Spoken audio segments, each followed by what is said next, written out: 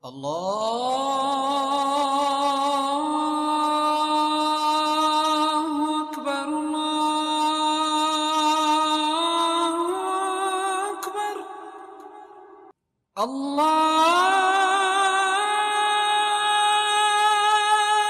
أكبر الله.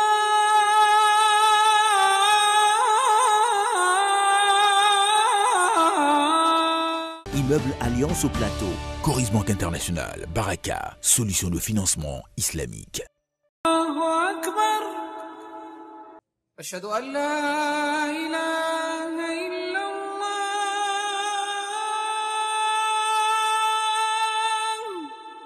لبيك اللهم لبيك لبيك لا شريك لك لبيك إن الحمد والنعمة لك الملك لا شريك لك لبيك اللهم لبيك لبيك لا شريك لك لبيك إن الحمد والنعمة لك الملك لا شريك لك لبيك اللهم لبيك لبيك لا شريك لك لبيك إن الحمد والنعمة لك الملك لا شريك لك. Aouzu billahi minash shaitanir rajim, bismillahir rahmanir rahim, wa salatu wa salam ala rasulullah. Chers frères et sœurs en islam, qu'il me soit permis de vous adresser les salutations des hommes du paradis.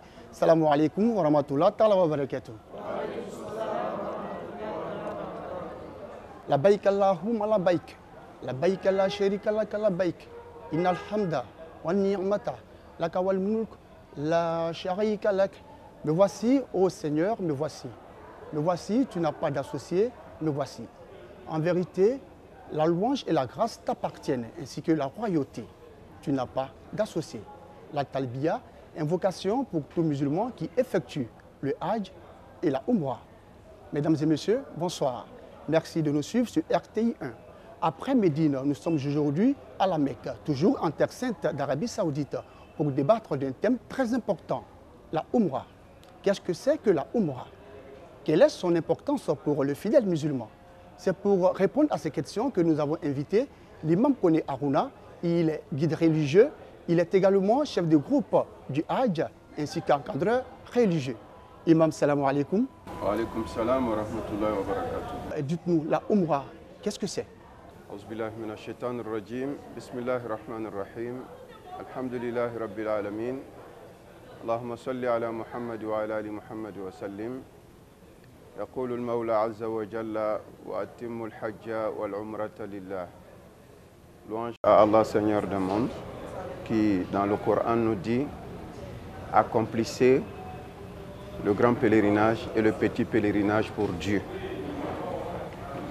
Donc la Umrah est dérivée de I'timar qui veut dire la visite au sens étymologique.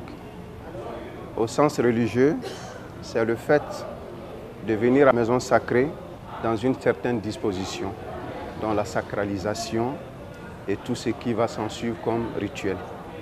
Donc la Umrah, c'est une visite, mais cette visite est particularisée par le fait que le pèlerin se mette dans une disposition qui n'est pas une disposition habituelle. Et qui doit respecter également des rites. Effectivement, alors, des rites. D'accord, téléspectateurs, vous remarquerez justement que nous sommes dans une tenue vestimentaire exceptionnelle, quoi de plus normal, parce qu'aujourd'hui on parle justement du Hajj et de la Umrah. La Umrah, pourquoi quand on parle de la Umrah, on parle du petit pèlerinage? Effectivement, on parle du petit pèlerinage parce que la Umrah a ses règles qui, lorsqu'on regarde aussi le pèlerinage a ses règles. Mais la Umrah est petit parce que la Umrah se passe dans l'enceinte du haram. D'accord. Du haram, haram c'est quoi? La mosquée sacrée. D'accord. Donc, or, le Hajj par extension va au-delà. Donc c'est pourquoi on parle de grand et petit pèlerinage. D'accord. D'accord. Grand et petit pèlerinage, ça veut dire que ce n'est pas tous les rites qui sont effectués justement pendant la Umrah, c'est ça? Effectivement, la Umrah, c'est la sacralisation. Ensuite, c'est le sa'i, et le tawaf. Faire le tawaf. La circumambulation autour de la Kaaba. Ensuite, faire le sa'i entre Safa et Marwa. Et par la suite, le rasage et puis la désacralisation. D'accord, ça ne s'arrête qu'à ces rites-là. Effectivement, ça ne se limite qu'à ces rites-là. C'est D'accord. pourquoi on parle de petits pèlerinages. D'accord. Alors, dites-nous, qui est habilité justement à faire la Umrah? Ou alors, quelles sont les conditions pour participer ou effectuer la Umrah? La condition pour faire la Umrah, c'est d'être en état de pureté, parce que si on est en état d'impureté majeure, tel que les lochis, tel que les menstrues, on ne peut pas effectuer la Umrah. En dehors de cela, tout musulman pubère qui a ses facultés et qui a la capacité de le faire, doivent le faire, tout en respectant les limites où il doit prendre la sacralisation pour pouvoir effectuer la Umrah. Voici les conditions pour faire la Umrah. Alors, vous parlez de sacralisation. C'est quoi la sacralisation? La sacralisation, c'est la tenue Donc, telle comment? que nous portons actuellement, c'est ce qu'on appelle la sacralisation. Et il y a une limite qu'il ne faut pas franchir sans avoir porté ça, c'est ce qu'on appelle le miqat. D'accord. Donc, on prend la sacralisation au miqat. Le Mikat On qui est une mosquée Le miqat est une mosquée. Voilà, à la sortie de Médine. À la sortie de Médine, D'accord. à Zul Hulayfa, on peut le prendre. Pour celui qui réside à la Mecque, peut aller à Tan'im, la mosquée Aïcha, pour aussi se sacraliser et venir faire la Umrah. Donc ça veut dire, Imam, que si vous êtes par exemple à la Mecque Oui. et que vous voulez vous sacraliser, vous êtes obligé de faire un cours à Médine, aller à Médine, vous sacraliser ou Non, comment ça se passe? Si vous êtes à Makka Oui. et que vous voulez vous sacraliser pour faire la Umrah, vous n'êtes pas obligé d'aller à la sortie de Médine. Ah, ok. Vous allez à la mosquée de Tan'im, Qui est ici, qui à est la à la Mecque. sortie de la limite sacrée, qu'on appelle la mosquée Aïcha. C'est là-bas que vous allez vous sacraliser D'accord. et puis venir pour faire la Umrah. D'accord. Alors, donc, quand on porte cette tenue vestimentaire, la Upland, comme on peut le dire, Oui. alors cette tenue vestimentaire-là, il y a des interdits.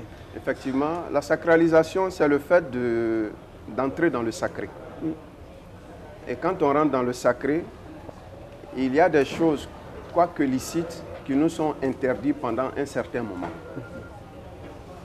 Par exemple, le fait de se couper les ongles, le fait de se raser, le fait de se peigner, le fait de se parfumer, le fait de porter des trucs cousus, etc., etc. Tout cela nous est interdit, quoique licite initialement. Mais tout cela nous sont interdits pendant que nous sommes dans le sacré. D'accord. C'est le sacré là qu'on appelle l'état de sacralisation.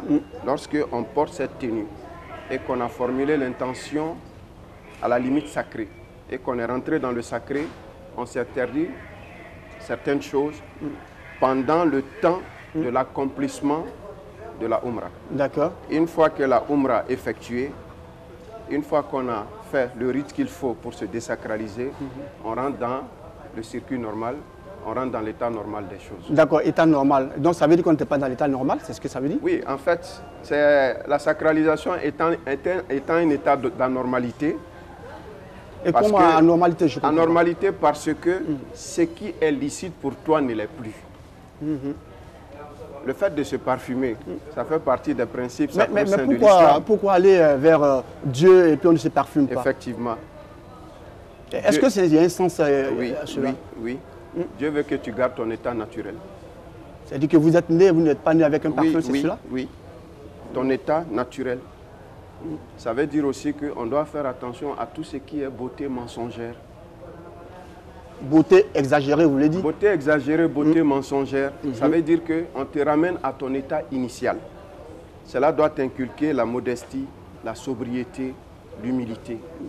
C'est le sens qu'il faut prendre dans cet état-là. D'accord. Et donc, il faut respecter tous ces rites-là Effectivement. pour pouvoir accomplir le Hajj ou la Umrah. La Umrah, effectivement. Alors, combien de temps dure justement la Umrah? La Umrah, en général, dure 2 heures à 3 heures.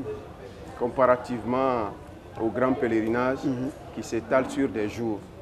La Umrah peut se faire en 2 heures, peut se faire en 3 heures. Voilà. Donc le timing, c'est... Voilà. D'accord. Alors, on va revenir un peu sur la sacralisation, la tenue vestimentaire que nous portons. En arabe, c'est l'ihram, là. C'est l'Iran. Voilà. Oui. Alors, dites-nous, lorsque vous êtes dans cette tenue et que vous posez un acte interdit par Allah subhanahu wa ta'ala, alors, est-ce qu'il y a une sanction divine? Oui, ça peut avoir un incident sur la validité de votre umrah. Ça peut avoir un incident là-dessus. Ça peut même invalider votre umrah. Par exemple, l'acte sexuel. Vous êtes en état de sacralisation, si vous faites l'acte sexuel, c'est annulé. Même étant dans le grand pèlerinage, si vous êtes en état de sacralisation que vous commettez l'acte sexuel, votre pèlerinage est annulé. Est-ce qu'il y a des mérites justement à accomplir la Umrah? Oui, il y a des mérites à accomplir la Umrah parce que le prophète sallallahu alayhi wa sallam, dans un hadith nous dit Al-Hujjaj wal-Umar wafdullah. Ceux qui viennent faire le pèlerinage et ceux qui viennent faire la visite pieuse qui est la Umrah sont les hôtes d'Allah. Donc, quand je fais la Umrah, je suis dans la proximité de Dieu. Et la Umrah aussi, c'est expiatoire. Ça m'élève en degré, en élévation spirituelle. Ça me purifie, ça me rapproche davantage de Dieu. Donc, la Umrah a beaucoup de mérites. Est-ce que vous avez des conseils à donner à tous les pèlerins ivoiriens qui sont là pour le Hajj et pour la Umrah? Le conseil que je voudrais leur donner, c'est ce qu'un sage nous disait. Il dit, il a peu de valeur, celui qui se rend à la mosquée sacrée, sans avoir en lui 3 qualités. Une crainte de Dieu qui l'empêche de désobéir à Allah, une maîtrise de soi qui réprime sa colère et une bienveillance envers ceux qui lui tiennent compagnie. Si j'ai un conseil à donner à nos pèlerins, c'est d'appliquer ces 3 qualités, de les adopter et de faire en sorte qu'ils aient ça comme un tableau de bord afin qu'au sortir du Hajj, ils aient un pèlerinage exaucé. Et c'est sur ce conseil justement que nous allons vous permettre de traduire en malinké tout ce qui vient d'être dit aujourd'hui. Alhamdulillah, alhamdulillah rabbil alamin, Allahumma salli ala Muhammad wa Muhammad wa sallim. Anya kuma tumbe heji umra le kan. Umra ole ye kana ala ya sofo. Ala ya sofo ni ke cogoya bala na cogoya fana bala. Otmana ihramun be do ibe tawafu kɛ ibe safan marwa kɛ ni tilalaw la ibe dɔbɔ kunsigi la o tuma ni ko kɛ i ka umra kɛ o tɔgɔ la ko hejideni hejideni o tɔgɔ le lala la munna a tɔgɔ la ko hejideni sabu umra bɛ se ka kɛ waati bɛɛ mais hejiba yɛrɛ waati kɛrɛkɛrɛnni de b'ale la a fana ale tɛ dan Maka misiri ma Mina b'a la, Arafa b'a la, Muzdalifa b'a la. Donc, on les kolu bɔ ɲɔgɔn na. Umra bɛ se ka kɛ waati bɛɛ. Mais n'a bɛ kɛ, a ye sɔrɔ kunsigi b'i kun na. N'a bɛ kɛ, a y'a sɔrɔ i bɛ se k'i kun coiffer, wala i bɛ se k'i kun li. Ni kunsigi tɛ kun na, i kan ka jija k'a to i ban. Ni kunsigi falenna, i bɛ sɔrɔ ka umra kɛ. Umra fana nafa b'a la. Parce que Alakira ko a ma sallallahu alaihi wa sallam ko minnu bɛ na ka na heji kɛ minnu bɛ na ka na umra kɛ ninnu fila bɛɛ ye Ala ka lonnaw le donc n'i nana umra kɛ i bɛ don Ala ka lonnaya kɔnɔ o lonnaya nin kɔnɔ i bɛ magbɛrɛ Ala la i bɛ baraji sɔrɔ wala jurumu fana bɛ yafa nka ihramu ta a bɛ ta ni jogo dɔw le Ala k'o fɔ an ye kuranɛ kɔnɔ faman farada fihinna alhajja fala rafatha wala fusuqa wala jidala fil hajj Ala ko ma ko ni kɔni donna faningbɛ la ka ban i man kan ka kɛlɛ kɛ i man kan ka dalasɔsɔli kɛ i man kan ka cɛnimusoya kɛ o tuma na ladilikan min bɛ ka di hejidenw ma an nana le ko Ala y'an jurumu yafa ni nana jurumu yafa yɔrɔ la ani lajarabi caman le bɛ taa ani tɔɔrɔya caman le bɛ taa n'i bɔr'i fɛ i ka ban ko bɛɛ kan ka kun i la parce que i ma bɔ fɛn wɛrɛ kɔsɔn i bɔla Ala yɛrɛ le kɔsɔn i bɔla le ko Ala ye yafa i ma o tuma o Ala ka yafa ni a tɛmɛsiraw ka ca adamadenw ni k'olu ŋɛɲɛ kun o bɛ se ka kɛ sababu ye tuma dɔ i jurumu bɛ yafa n'an sela yan funteni bɛ dɔw tɔɔrɔ bana yɛrɛ bɛ dɔw tɔɔrɔ bɛɛ n'a lajarabi lo yan nka a mana kɛ lajarabi sugu o sugu ye i ye jija i sabara kɔrɔ an b'a ɲini hejidenw fɛ umra lo heji lo fo ka taa an bɔ yan an bɛ lahɔrɔma yɔrɔ de la kɛlɛ man kan ka kɛ dalasɔsɔli man kan ka kɛ ya tɔɔrɔya man kan ka se mɔgɔ si ma o tuma na n'o kɛla a ka ca Ala fɛ i nana nako min na i ben'o sɔrɔ i bena segi i fɛ yen comme ala kɛra k'a fɔ cogoya min na ni mɔgɔ min nana ala ka so heji i ma dalasɔsɔli kɛ i ma cɛnimusoya kɛ i ma tiɲɛni kɛ i be segi i fɛ comme i bɔra i ba kɔnɔ lo min na i koni no ka bɔ i jurumu la i saniyani no jurumuti la donc ladilikan min b'a fɛ k'a di an balimaw ma o l'o ye a ye jija a ye s'a yɛrɛ kɔrɔ a ye siran ala ɲɛ a ye s'a yɛrɛ la jusugban a y'o dabila o tumana minnu b'aw kɛrɛfɛ a ye hinɛ olu la an bɛɛ ma bɔ yɔrɔ kelen an bɛɛ lamɔcogoya tɛ kelen ye an bɛɛ ya ko yeta tɛ kelen ye sabari ɲɔgɔn kɔrɔ o le bɛ na ni ko labɛn ye sabari ɲɔgɔn kɔrɔ o le bɛ na ni ko dafani ye o tumana n'an sabarila ɲɔgɔn kɔrɔ hɛrɛ bɛɛ b'a kɔnɔ nafa bɛɛ b'a kɔnɔ mais n'an ma sabari ɲɔgɔn kɔrɔ an bɛ kɛ sababu ye ka tiɲɛni don ɲɔgɔn kun a bɛ se ka kɛ sababu yɛrɛ fana k'an ka baara ɲagami an bolo. Merci à vous pour ce résumé en malinké, surtout pour votre éclairage.